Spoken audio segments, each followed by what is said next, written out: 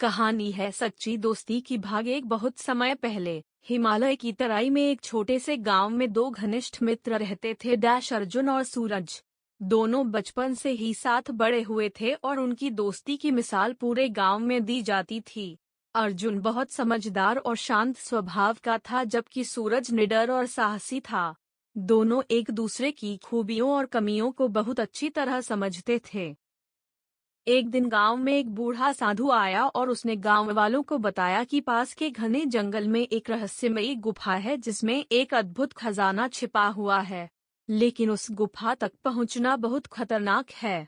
साधु ने यह भी बताया कि केवल सच्ची दोस्ती और साहस ही उस खजाने तक पहुंचने में मदद कर सकते हैं। अर्जुन और सूरज ने तय किया कि वे इस रोमांचक यात्रा पर जाएंगे और खजाने को खोजेंगे। वे दोनों सुबह सुबह ही जंगल की ओर निकल पड़े। जंगल में प्रवेश करते ही उन्हें अजीब अजीब आवाजें सुनाई देने लगीं। चारों ओर घना अंधेरा और रहस्यमयी वातावरण था। अर्जुन ने नक्शा निकाला और दोनों ने गुफा की दिशा में बढ़ना शुरू किया। चलते चलते उन्हें एक नदी मिली, जिसका पानी बहुत तेजी से बह रहा था। नदी को पार करना बहुत मुश्किल था। सूरज ने नदी के पार एक बड़ा पेड़ देखा और अर्जुन से कहा, हम उस पेड़ की शाखाओं का इस्तेमाल करके नदी पार कर सकते हैं। अर्जुन ने सहमति दी और दोनों ने पेड़ की शाखाओं का पुल बना लिया। नदी पार करने के बाद वे दोनों और गहराई में जाने लगे। थोड़ी देर बाद उन्हें एक विशाल चट्टान मिली, जिसके पीछे गुफा का मुंह था। गुफा के बाहर एक बड़ा सांप पहरा दे रहा था। अर्जुन ने सोचा कि अगर उन्होंने सांप को चकमा नहीं दिया तो वे गुफा में प्रवेश नहीं कर पाएंगे।